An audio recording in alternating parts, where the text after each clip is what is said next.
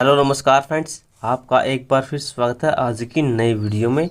लोकतंत्र के परिणाम, चैप्टर नंबर 7, कक्षा 10, राजनीतिक जीवन। लोकतंत्र के परिणामों का मूल्यांकन कैसे करें, यहाँ से देखते हैं। लोकतंत्र को सबसे बेहतर बताया गया था क्योंकि यह नागरिकों में समानता को बढ़ावा देता है। नागरिकों में समानता को बढ़ावा देता है कौन? लोकतंत्र। व्यक्ति की गरिमा को बढ़ाता है। इससे फैसलों में बेहतरी आती है। इन जो फैसले हैं वो अच्छे दिए जाते हैं लोकतंत्र में। बेहतर फैसले लोकतंत्र में दिए जाते हैं। टकराव को टालने और संभालने का तरीका देता है। इसमें गलतियों को सुधारने की गुंजाइश होती है।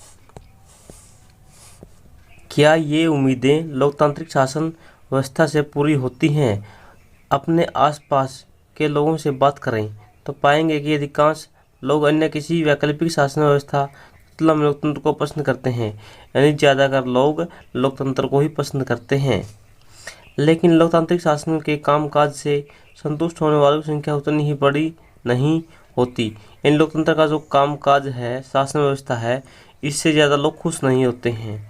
सो हम एक दुविधा की स्थिति में आ जाते हैं कि सैद्धांतिक रूप से लोकतंत्र को अच्छा माना जाता है। सैद्धांतिक रूप से लोकतंत्र को अच्छा माना जाता है, पर व्यवहार में इसे इतना अच्छा नहीं माना जाता। व्यवहार में इतना अच्छा नहीं है, लेकिन सैद्धांतिक रूप से अच्छा माना जाता है। इस दुविधा के चलते लोकतंत्र के नतीजों पर ज़्यादा गहराई से विचार करना जरूरी हो जाता है। क्या सिर्फ हम नैतिक कारणों से ही लोकतंत्र को पसंद करते हैं, या फिर लोकतंत्र के समर्थन के पीछे युक्तिपूर्वक कारण भी हैं? आज दुनिया में 100 से अधिक देश ऐसे हैं जो लोकतांत्रिक व्यवस्था को चलाते हैं। इनका क्या है? औपचारिक संविधान भी है। इनका औपचारिक संविधान भी है। इनके यहाँ चुनाव भी होते हैं।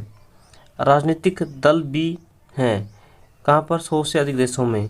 वे अपने नागरिकों को कुछ बुनियादी का मतलब हम मौलिक अधिकार भी देते हैं। लोकतंत्र के ये तत्व तो अधिकांश देशों में समान पाए जाते हैं। सामाजिक स्थिति, अपनी आर्थिक उपलब्धि और अपनी संस्कृतियों के मामले में देश एक दूसरे से काफ़ी अलग हैं। स्पष्ट है कि इनका सबका लोकतांत्रिक शासन व्यवस्था नतीजों पर भी असर पड़ता है। इनकी लोकतांत्रिक व्यवस्था है जो सबसे अलग है, और नतीजों पर असर पड़ना बात ही है।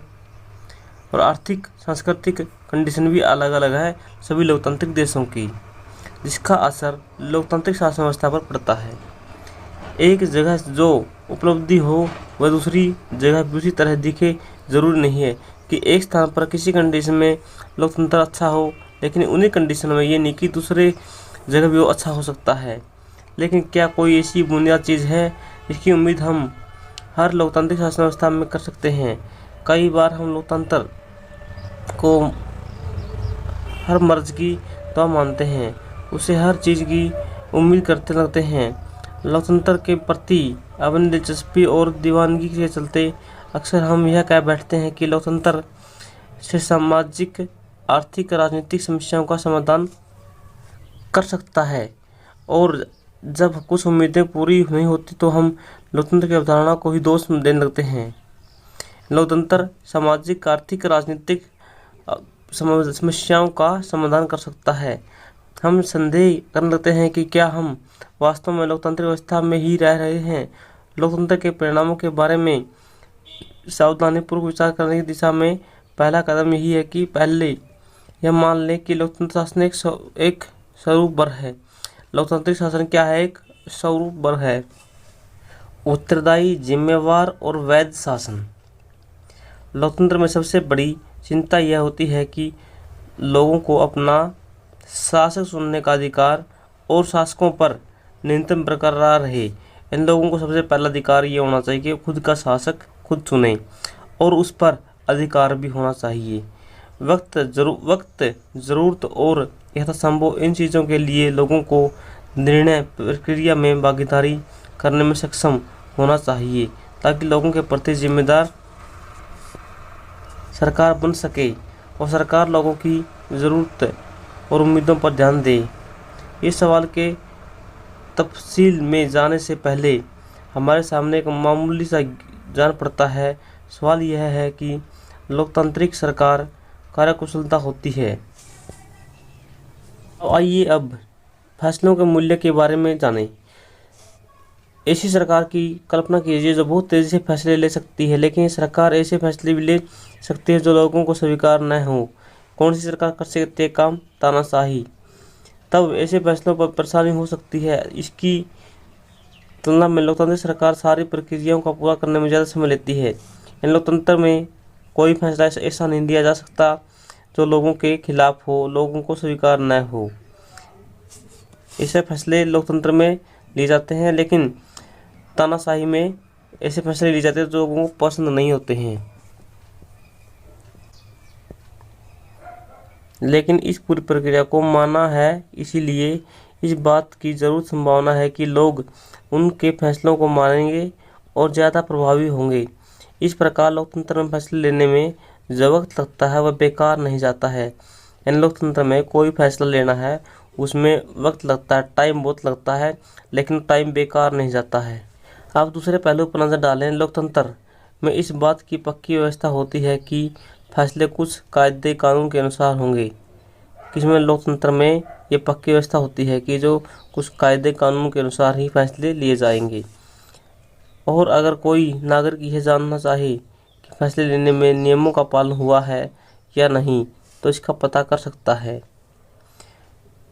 उसे यह न सिर्फ जानने का अधिकार है, बल्कि उसके पास इसके साधन भी उपलब्ध हैं। इससे पारदर्शिता कहते हैं। पारदर्शिता क्या होती है? जो देखने के लिए, जानने के लिए पूरे सोर्स आम नागरिकों के पास हों। यह चीज़ अक्सर गैर लोकतांत्रिक सरकारों में नहीं है। इसीलिए जब हम लोकतांत्रिक परिणामों पर गौर कर रहे हैं तो यह उम्मीद कर सकना उचित है कि लोकतांत्रिक व्यवस्था में ऐसी सरकार का गठन होगा जो कायदे कानूनों को मानेगी और लोगों को प्रति जवाबदेह होगी। लेकिन लोकतंत्र में जो सरकार होती है लोगों के प्रति जवाबदेह होती है। हम यह उम्मीद भी कर सकते हैं कि लोकतांत्रिक सरकार नागरिकों को निर्णय प्रक्रिया में हिस्सेदार बनाने और खुद को उनके प्रति जवाबदेह वाली कार्यविधि भी विकसित कर लेती है। अगर आप इन नतीजों के आधार पर लोकतांत्रिक व्यवस्था को तोलना चाहते हैं तो आपको इन संस्थाओं और व्यवहारों में गौर करना होगा। नियमित और निष्पक्ष चुनाव, प्रमुख नीतियों, नए कानूनों में खुली सार्वजनिक चर्चा और सरकार तथा इसके कामकाज के बारे में जानकारी पाने का नागरिकों को सूचना का अधिकार। इन पैमानों पर लोकतांत्रिक शासकों का रिकॉर्ड मिलता जुलता रहा है। नियमित और निष्पक्ष चुनाव कराने वाली खुली सार्वजनिक चर्चा के लिए उपयुक्त स्थितियां बनाने के मामले में लोकतांत्रिक व्यवस्थाएं ज़्यादा सफल हुई हैं। यानी जो नियमित और निष्पक्ष चुनाव होते हैं और खुली सार्वजनिक चर्चा होती है, इन सब को बनाने में लोकतांत्रिक व्यवस्थाएं सफल हुई हैं। पर ऐसे चुनाव कराने में जिसमें सबको अवसर मिले, अथवा हर फैसले पर सार्वजनिक बहस कराने के मामले में उनका रिकॉर्ड ज़्यादा अच्छा नहीं रहा है। यानी जो सार्वजनिक फैसले हैं या रिकॉर्ड हैं, इनमें से अच्छा नहीं रहा है। नागरिकों के साथ सूचना का साझा करने के मामले में भी जन लोकतंत्र में जो सूचनाएं हैं उनको लोगों तक नहीं पहुंचाई जाती हैं। पर इनकी तुलना जब हम गैर लोकतांत्रिक शासकों से करते हैं तो इन क्षेत्रों में उनका प्रदर्शन बेहतर होता रहता है। यानी जो जहाँ पर लोकतंत्र नहीं है उनकी तुलना में बेहतर होता है। एक व्यापक धरातल पर लोकतांत्रिक सरकारें से ये उम्मीद करना उचित है कि वे लोगों की ज़रूरतों और मांगों को ध्यान रखेंगे। लोकतंत्र में लोगों की ज़रूरतों और मांगों को ध्यान रखा जाता है। कुल मिलाकर भ्रष्टाचार से मुक्त शासन दें कौन? लोकतंत्र में। इन दोनों मामलों में भी लोकतांत्रिक सरकारों का रिकॉर्ड प्रभावशाली नहीं है। लोकतांत्रिक व्यवस्थाएं अक्सर लोगों को उनकी ज़रूरतों के लिए दर्शाती हैं। लोकतांत्रिक व्यवस्थाएं होती हैं अक्सर लोगों को उनकी ज़रूरतों के लिए क्या दर्शाती हैं और आबादी के बड़े हिस्से की मांग को अपेक्षित करती हैं। और जो ज़्यादा जनसंख्या है उसकी कोई मांग को अपेक्षित की जाती है। लोकतंत्र में भ्रष्टाचार के एक आम किसी इस बात की गवाही देते हैं कि लोकतांत्रिक व्यवस्था में इसमें बहुत बड़ी बुराई है। पर इसके साथ इस पर भी ध्यान दें कि गैर लोकतांत्रिक सरकारें कम भ्रष्ट हैं। जहाँ पर गैर लोकतांत्रिक सरकारें हैं वहाँ पर भ्रष्टाचार बहुत कम है। लोगों की ज़रूरतों के प्रति संवेदनशील है, यह कहने का कोई आधार नहीं है। बहरहाल एक मामले में लोकतांत्रिक शासन व्यवस्था निश्चित रूप से अन्य शासकों से बेहतर है। यानी एक निश्चित रूप से ये कहा जा सकता है कि सभी शासन प्रक्रियाओं में लोकतंत्र सबसे बेहतर है। यह वैध शासन व्यवस्था है, यानी वैध का मतलब बढ़िया कानूनी शासन व्यवस्था है। यह सुस्त हो सकती है, कम कार्यकुशल हो सकती है, इसमें भ्रष्टाचार हो सकता है, लोगों की ज़रूरतों को कुछ हद तक अनदेखी कर सकती है कौन लोकतांत्रिक सरकारें। लेकिन लोकतांत्रिक शासन व्यवस्था लोगों की अपनी शासन व्यवस्था होती है। जो लोकतांत्रिक शासन व्यवस्था है लोगों का अपना शासन होता है।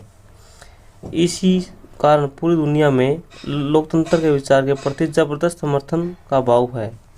हमने ऊपर देखा था, देख लीजिए यहाँ पर लोकतंत्र कहाँ कहाँ पर चाहिए लोगों को। दक्षिण एशिया के देश हैं ये सब। दक्षिण एशिया में कौन से देश आते हैं? भारत, पाकिस्तान, बांग्लादेश, श्रीलंका, नेपाल, ये सभी दक्षिण एशिया में देश आते हैं। बांग्लादेश, भारत, नेपाल, पाकिस्तान, श्रीलंका।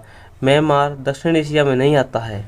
लोकतंत्र बेहतर बांग्लादेश के लोग मानते हैं कि 69% लोग मानते हैं कि बेहतर है, अच्छा काम है। भारत में 70% लोग मानते हैं लोकतंत्र अच्छा है। नेपाल में 62%, पाकिस्तान में केवल 37% लोग ही मानते हैं कि लोकतंत्र बेहतर है। श्रीलंका में 71% लोग मानते हैं कि लोकतंत्र बेहतर है। तानाशाही बेहतर मानते हैं। बांग्लादेश में 6, भारत 9, नेपाल 10 और पाकिस्तान में सबसे ज़्यादा 14% लोग ये मानते हैं कि तानाशाही बेहतर है। कोई फर्क नहीं लोकतंत्र में और तानाशाही में। कौन माना है? 49% मानते हैं। कहाँ के? पाकिस्तान के सबसे अधिक लोग। भारत के 21%।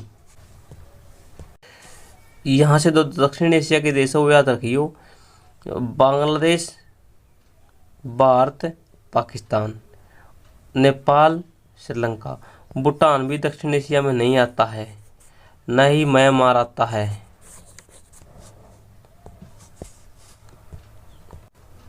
आर्थिक समृद्धि और विकास। 1950 से 2020 के बीच लोकतांत्रिक शासनों में और तानाशाहियों में कामकाज में और आर्थिक विकास में हमने देखा है कि जो आर्थिक विकास है थोड़ा ज़्यादा हुआ कहाँ पर? जहाँ तानाशाही क्या है, शासन व्यवस्था है। उच्चतर आर्थिक समृद्धि हासिल करने के में लोकतांत्रिक शासन की यह अक्षमता यानी सक्षम नहीं है। यह चिंता का कारण है कि जहाँ पर लोकतांत्रिक शासन व्यवस्था है वहाँ पर आर्थिक विकास अच्छा नहीं है। परंतु अकेले इस कारण से लोकतांत्रिक खारिज नहीं की जा सकती, परंतु अकेले इसी कारण से हम लोकतंत्र व्यवस्था को खारिज नहीं कर सकते हैं। जैसे कि आपने अर्थशास्त्र में पढ़ा था, आर्थिक विकास किन कारकों पर निर्भर करता है? जनसंख्या का आकार, जनसंख्या कितनी है, वैश्विक स्थिति कैसी है, अन्य देशों से सहयोग कैसा है, और देश द्वारा तय की गई आर्थिक प्राथमिकताओं पर निर्भर करता है। नहीं, देश में जो आर्थिक क्रियाएं हैं वो किस प्रकार की हैं उन पर भी डिपेंड करता है आर्थिक विकास। तानाशाही वाले कम विकसित देशों, जो तानाशाही वाले हैं वो कम विकसित देश, और लोकतांत्रिक व्यवस्था वाले विकसित देशों के बीच अंतर नगण्य होता है। पर हम उम्मीद कर सकते हैं कि इस मामले में लोकतांत्रिक व्यवस्था तानाशाही से नहीं बिछड़े हैं। तानाशाही और लोकतांत्रिक शासन वाले देशों के आर्थिक विकास दर में अंतर भले ज़्यादा हो, लोकतांत्रिक और तानाशाही शासन व्यवस्था में आर्थिक विकास दर भले ही ज़्यादा अंतर हो, इसके बावजूद लोकतांत्रिक व्यवस्था का चुनाव ही बेहतर है।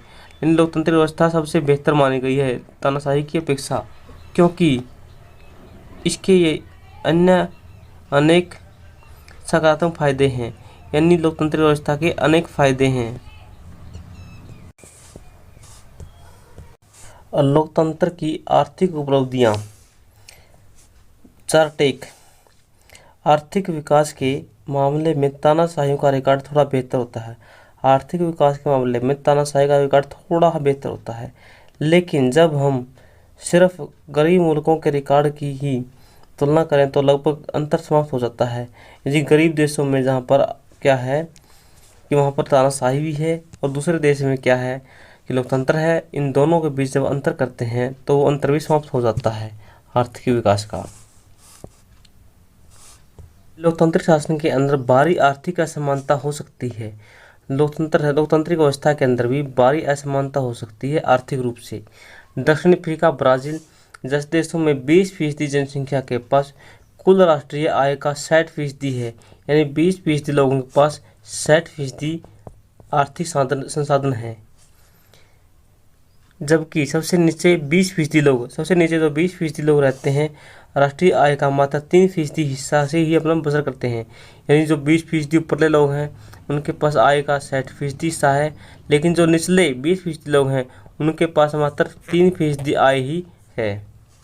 डेनमार्क और हंगरी जैसे मुल्क इस मामले में कहीं ज़्यादा बेहतर हैं। डेनमार्क और हंगरी जैसे मुल्क इस मामले में काफ़ी बेहतर हैं। किसके मामले में? आर्थिक विकास के मामले में, आर्थिक समानताओं के मामले में। आप कार्टून देख सकते हैं कि गरीब वर्ग के आगे ज़्यादा अवसरों की असमानता बरकरार रहती है, यानी जो गरीब वर्ग है उसके सामने जो अवसर हैं उनकी हमेशा असमानता बरकरार रहती है। यहाँ पर आय में असमानता दिखाई गई इन देशों में, देख लीजिए। आप वीडियो रोककर अच्छे से कर लें कि अब तक एग्जाम में यहाँ से डेनमार्क और हंगरी की पूछी जा सकती है, याद रखेंगे, और दक्षिण अफ्रीका, ब्राज़ील की। असमानता और गरीबी में कमी। जो लोकतांत्रिक देश हैं वहाँ पर व्यवस्था है, उनसे उम्मीद की जा सकती है कि वो जो असमानता है इस असमानता को कम करेंगे किसी प्रकार से। जब देश में आर्थिक विकास तेज हो तो तब भी क्या आमदनी का वितरण इस तरह हो पाता है कि सभी को बराबर लाभ मिले और सभी लोग बेहतर जीवन का गुजारा कर सकें। क्या लोकतांत्रिक अवस्था में आर्थिक समृद्धि और लोगों के बीच आर्थिक असमानता का बढ़ना साथ साथ होता है? क्या लोकतंत्र आने से अवसरों और वस्तुओं में न्यायपूर्ण वितरण हो पाएगा? यहाँ पर क्वेश्चन किए गए हैं लोकतंत्र और तानाशाही के बीच से। लोकतांत्रिक व्यवस्था राजनीतिक समानता पर आधारित होती है। जो लोकतांत्रिक व्यवस्था है, लोकतांत्रिक में क्या होता है, जो राजनीति होती है वो समानता पर आधारित होती है, यानी सबको इक्वल अधिकार होता है अपने प्रतिनिधित्व चुनने का। प्रतिनिधियों के चुनाव में हर व्यक्ति का वजन बराबर होता है। यहाँ पर व्यक्ति के वजन से बराबर है, वोट से है कि प्रत्येक व्यक्ति के वोट का बराबर वैल्यू होती है। व्यक्तियों को राजनीतिक क्षेत्र में परस्पर बराबरी का दर्जा मिलता है, लेकिन इसके साथ साथ हम आर्थिक असमानता को ही बढ़ावा दे पाते हैं।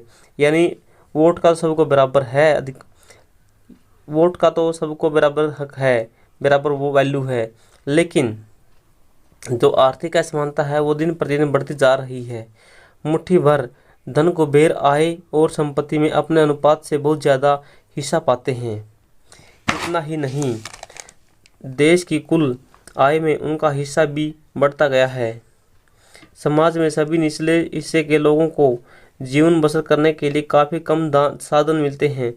जो सबसे नीचे समाज के लोग हैं उनको अपना जीवन यापन जीने के लिए बहुत कम संसाधन मिलते हैं। उनकी आमदनी गिरती गई है, यानी वो गरीब थे और गरीब होते गए हैं। कई बार उन्हें भोजन, कपड़ा, मकान, शिक्षा, इलाज जैसी सुविधाएं भी नहीं मिलती हैं। वास्तविक जीवन में लोकतांत्रिक व्यवस्थाएं आर्थिक असमानता को कम करने में ज़्यादा सफल नहीं हुए हैं। वास्तविकता तो यही है कि जो लोकतांत्रिक व्यवस्थाएं हैं, जो आर्थिक असमानताएं हैं, यानी गरीब और अमीर के बीच जो खाई है उसको बांटने में सफल नहीं हुई हैं। हमारे मतदाताओं में, जो हमारा देश भारत है, भारत में जो मतदाता हैं गरीबों की संख्या काफ़ी बड़ी है, यानी गरीबों की संख्या बहुत अधिक है। इसीलिए कोई भी पार्टी उनके मतों से हाथ धोना नहीं चाहेगी। फिर भी लोकतांत्रिक ढंग से निर्वाचित सरकारें गरीबी के सवाल पर उतना ध्यान देने को तत्पर नहीं जान पड़ती हैं जितने कि आप उनसे उम्मीद करते हैं। कुछ अन्य देशों में हालात इससे भी ज़्यादा खराब हैं। बांग्लादेश में आधी से ज़्यादा आबादी गरीबी में जीवन यापन कर रही है। बांग्लादेश में जो आधी जनसंख्या है उससे भी ज़्यादा गरीबी में जीवन यापन कर रही है। अनेक गरीब देशों के लोग अपनी खाद्यापूर्ति के लिए भी अपने अमीर देशों पर निर्भर हो गए हैं। सामाजिक विविधताओं में सामंजस्य। क्या लोकतांत्रिक शासन व्यवस्थाएं शांति और सद्भावना का जीवन जीने में नागरिकों के लिए मददगार साबित होती है? लोकतांत्रिक व्यवस्था से यह उम्मीद करना उचित है कि वह सद्भावनापूर्ण सामाजिक जीवन उपलब्ध कराए। यानी लोकतांत्रिक व्यवस्था से यह उम्मीद की जा सकती है कि वह सद्भावनापूर्ण सामाजिक जीवन यापन उपलब्ध करवाए। हमने इससे पहले के अध्यायों में पाया कि लोकतांत्रिक व्यवस्थाएं अनेक तरह की सामाजिक विभाजनों को संभालती हैं। हमने अपने अध्याय में देखा कि किस तरह बेल्जियम ने अपने यहाँ के विभिन्न जातीय समूहों की आकांक्षाओं के भी सफलतापूर्वक सामंजस्य स्थापित किया है। यानी हमने बेल्जियम का उदाहरण देखा है कि वहाँ पर जातीय समूह है, बेल्जियम में जातीय समूह है, उनमें आपस में किस प्रकार से सामंजस्य करवाया है, किसने? लोकतांत्रिक व्यवस्था ने। लोकतांत्रिक व्यवस्था आमतौर पर अपने अंदर की प्रतिबद्धताओं को संभालने की प्रक्रिया विकसित करती है। इसे इन टकरावों के विस्फोटक हिंसक रूप लेने का अंदेशा कम हो जाता है। कोई भी समाज अपने विभिन्न समूहों के बीच के टकराव को पूरी तरह और स्थायी रूप से खत्म करना चाहता है। यानी कोई भी देश है अपने जो टकराव हैं, जाति के हों, धर्म के हों, असमानताओं के हों, उनको दूर करने का प्रयास करता है। पर हम इन अंतरों और विभेदों को आदर करना सीख सकते हैं। इनके बीच बातचीत से सामंजस्य बैठाने का तरीका विकसित कर सकते हैं। इस काम के लिए लोकतंत्र सबसे अच्छा है। यानी लोकतंत्र सबसे अच्छा है। गरीबी अमीरी को एक समान करना है, जातीय धार्मिक विवादों को सुलझाना है, इन सब के लिए लोकतंत्र अच्छा है। गैर लोकतांत्रिक व्यवस्थाएं आमतौर पर अपने अंदरूनी सामाजिक भेदों को आंखें फेर लेती हैं। जहाँ पर गैर लोकतांत्रिक हैं, जहाँ पर लोकतंत्र नहीं है, वहाँ पर जो सरकारें होती हैं, शासन होता है, और सामाजिक मतभेदों से अपनी आंखें फेर लेते हैं, उन्हें दबाने की कोशिश करते हैं। इस प्रकार सामाजिक अंतर विभाजन टकराव को संभालना निश्चित रूप से लोकतांत्रिक व्यवस्थाओं का एक बड़ा गुण है। पर श्रीलंका का उदाहरण हमें इस बात की भी याद दिलाता है कि परिणाम को हासिल करने के लिए लोकतांत्रिक व्यवस्थाओं को स्वयं भी 2 शर्तों को पूरा करना होता है। यह गौर करना जरूरी है कि लोकतंत्र का सीधे सीधे अर्थ बहुमत की राय से शासन करना नहीं है। बहुमत को सदा ही अल्पमत का ध्यान रखना होता है। जो बहुमत है उसको हमेशा अल्पमत का ध्यान रखना चाहिए, उसके साथ काम करने की जरूरत होती है, तभी सरकार जन सामान्य की इच्छा के प्रतिनिधित्व करती है। बहुमत और अल्पमत की राय कोई स्थायी चीज़ नहीं है। यानी बहुमत और अल्पमत स्थायी नहीं है कि वह स्थायी रहेंगे, क्या पता कब कौन सा बहुमत में आ जाए और कौन सा अल्पमत में आ जाए।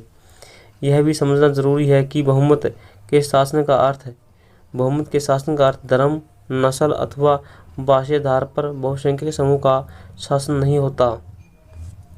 बहुमत के शासन का मतलब होता है कि हर फैसले या चुनाव में अलग अलग लोग और समूह बहुमत का निर्माण कर सके या बहुमत में हो सकते हैं। यानी कोई भी काम है वो जो कुल जनसंख्या है उसके बहुमत से किया जाए। लोकतंत्र तभी लोकतंत्र रहता है जब तक प्रत्येक नागरिक को किसी न किसी अवसर बहुमत का हिस्सा बनने का मौका मिलता है। यानी लोकतंत्र तभी कामयाब होता है जब प्रत्येक व्यक्ति को बहुमत का हिस्सा बनने का मौका मिलता है। अगर किसी को जन्म के आधार पर बहुसंख्यक समुदाय का हिस्सा बनने से रोका जाता है तब लोकतांत्रिक शासन उस व्यक्ति या समूह के लिए समावेशी नहीं रहेगा। यानी किसी व्यक्ति को जब बहुमत में हिस्सा लेने से रोका जाता है तो वो क्या रहेगा, उसके समूह में शामिल नहीं होगा। नागरिकों की गरिमा और आज़ादी। व्यक्ति की गरिमा और आज़ादी के मामले में लोकतांत्रिक व्यवस्था किसी भी अन्य शासन प्रणाली से काफ़ी आगे है। प्रत्येक व्यक्ति अपने साथ लोगों से सम्मान पाना चाहता है, यानी चाहे व्यक्ति किसी भी जाति किसी भी धर्म का हो, वो सम्मान पाना चाहता है। अक्सर टकराव तब पैदा होता है जब कुछ लोगों को लगता है कि उनके साथ सम्मान का व्यवहार नहीं किया गया, यानी सम्मान व्यवहार कुछ लोगों को लगता है कि उनके साथ सम्मान व्यवहार नहीं किया जाता, भेदभाव किया जाता है। गरिमा और आज़ादी की चाह लोकतंत्र का आधार होती है। गरिमा और सबकी आज़ादी चाहने वालों की क्या होती है? लोकतंत्र का आधार होती है। दुनिया भर की लोकतांत्रिक व्यवस्थाएं इस चीज़ को मानती हैं कि कम से कम सिद्धांत के तौर पर तो ज़रूर है।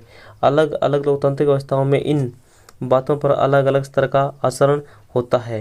लोकतांत्रिक सरकारें सदा नागरिकों के अधिकारों का सम्मान नहीं करती हैं। लोकतांत्रिक सरकारें हैं सदा हमेशा नागरिकों के अधिकारों का सम्मान नहीं करती हैं, कभी न कभी तो हनन करती हैं। फिर जो समाज लंबे समय तक गुलामी में रहे हैं, उनके लिए एहसास करना आसान नहीं है। सभी व्यक्ति बराबर हैं। जिस प्रकार से भारत में दलित हैं जो पहले सदा से गुलाम रहे हैं, उनके लिए बराबर का एहसास नहीं कर सकते वो, इसीलिए उनको आरक्षण दिया गया है।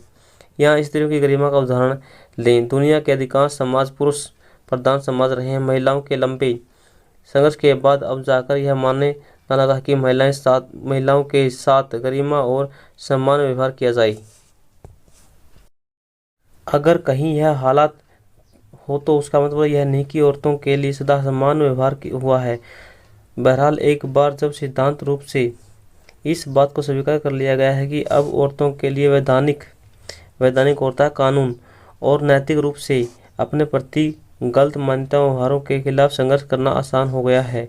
लोकतांत्रिक व्यवस्थाओं में यह बात संभव न थी, क्योंकि वहाँ व्यक्तिगत आज़ादी और गरिमा न तो वैधानिक रूप से मान्य न नैतिक रूप से।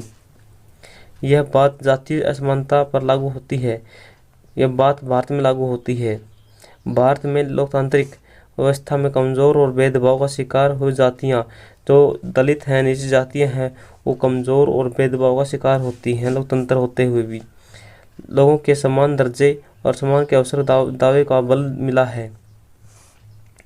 आज भी जातिगत भेदभाव और दमन के उदाहरण देखने को मिलते हैं भारत में। इनके पक्ष में कानूनी और नैतिक बल नहीं होता है। इनके जो निम्न जातियाँ हैं, इनके पक्ष में संभवतः इसी एहसास के चलते आम लोग अपने लोकतांत्रिक अधिकारों के प्रति ज़्यादा चौकस हुए हैं।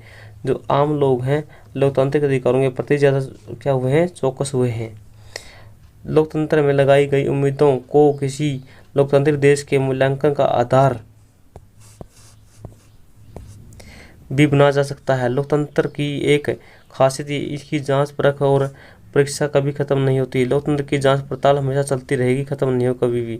वह एक जांच पर खरा उतरेगा तो अपनी अगली जांच आ सकती है। लोगों को जब लोकतंत्र से थोड़ा लाभ मिल जाता है तो वे और लाभों की मांग करने लगते हैं। लोकतंत्र से और अच्छा काम चाहते हैं। लोकतंत्र से अच्छा काम चाहते हैं लोग। यही कारण है कि जब हम उनसे लोकतंत्र का काम काज के बारे में पूछते हैं तो वे हमेशा लोकतंत्र से जुड़ी अपनी अन्य अपेक्षाओं की बुलंद पोल खोल देते हैं और शिकायतों का अंबार लगा देते हैं। यदि लोगों से पूछा जाता है कि लोकतंत्र में क्या कमियां हैं तो उसके अंबार लगा देते हैं कमियों का। शिकायतों का बन रहता है। शिकायतें हमेशा बनी रहती है लोकतंत्र से। लोकतंत्र की सफलता की गवाही देते हैं। इससे पता चलता है कि लोगों को सचेत हो गए हैं।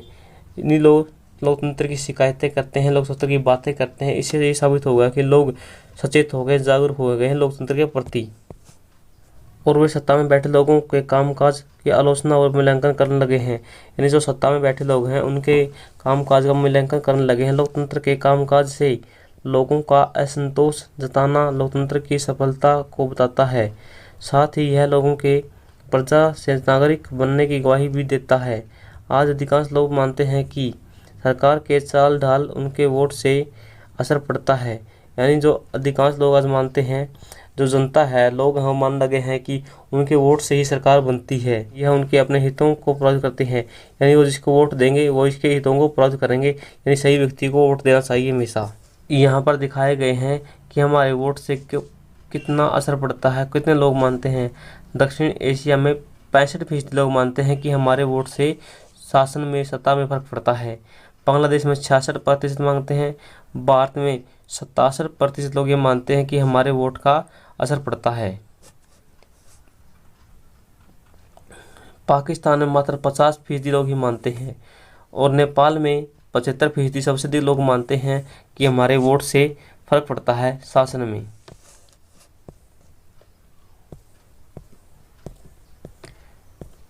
चलिए इस लेसन के अभ्यास के प्रश्न करते हैं हम। क्वेश्चन नंबर 5, लोकतांत्रिक व्यवस्थाओं में संदर्भ में इनमें कौन सा विचार सही बताना है? सही बताना है। लोकतांत्रिक बीच टकराव बिल्कुल समाप्त नहीं हुआ है, लेकिन कुछ कम हुआ है, ये भी नहीं हो सकता। लोगों के बीच आर्थिक असमानताएं समाप्त कर दी है, नहीं, समानताएं समाप्त नहीं हुई लोकतंत्र में, लेकिन संभावनाएं हैं, ये भी नहीं हो सकता। हाशिए के समूह के कैसे व्यवहार हो इसके बारे में सारे मतभेद मिटा दिए हैं, नहीं, सारे मतभेद नहीं मिटाए हैं, अभी तो मतभेद बहुत बाकी हैं। जैसे भारत में जातीय व्यवस्था के हैं, धार्मिक व्यवस्था के हैं, मतभेद बहुत अधिक हैं। राजनीति गैर बराबरी के विचार को समाप्त कर दिया है। लोकतंत्र ने गैर बराबरी की राजनीतिक विचार को समाप्त कर दिया है, क्योंकि सबके वोट की बराबर वैल्यू है, इसीलिए लोकतंत्र में ये सही होगा। बस डी, लोकतंत्र के मूल्यांकन के लिहाज से इनमें कौन सी एक चीज़ लोकतांत्रिक व्यवस्थाओं के अनुरूप नहीं है? लोकतांत्रिक व्यवस्थाओं के अनुरूप नहीं है। स्वतंत्र और निष्पक्ष चुनाव बिल्कुल सही है, व्यक्ति गरिमा भी है, और बहुसंख्यकों का शासन नहीं, ये गलत है। कानून के समक्ष समानता बिल्कुल सही है, इसका आंसर गया होगा। बहुसंख्यक शासन नहीं, बहुसंख्यकों का कोई मतलब नहीं है, इसमें सबको इक्वल माना जाता है लोकतंत्र में। क्वेश्चन नंबर 7, लोकतांत्रिक व्यवस्था के राजनीतिक और सामाजिक असमानताओं के बारे में किए गए अध्ययन के बताते हैं कि लोकतांत्रिक और विकास साथ साथ चलते हैं। लोकतांत्रिक और विकास साथ साथ चलते हैं, बिल्कुल चलते हैं। लोकतंत्र और विकास साथ साथ चलते हैं। लोकतांत्रिक व्यवस्थाओं में असमानताएं बनी रहती हैं। लोकतांत्रिक व्यवस्थाओं में असमानताएं बनी रहती हैं, बिल्कुल बनी रहती हैं। जो गरीबी अमीरी की असमानताएं वो बनी रहती हैं लोकतांत्रिक व्यवस्था में। तानाशाही असमानताएं नहीं होती हैं, नहीं, तानाशाही में असमानताएं होती हैं, बिल्कुल गलत है ये। तानाशाही लोकतंत्र से बेहतर साबित हुई है, नहीं, ये भी गलत है। इसका सही आंसर होगा ये ब। यहाँ पर एक दिहाड़ीदार मजदूर की कहानी बताई गई है, ये कोई खास नहीं है, आप वीडियो रोककर पढ़ सकते हैं। ये लेसन यहीं पर समाप्त होता है। आप सभी को जय हिंद, भारत माता की जय। वीडियो को लाइक करें, चैनल को सब्सक्राइब करें, कमेंट में अपनी राय ज़रूर दें।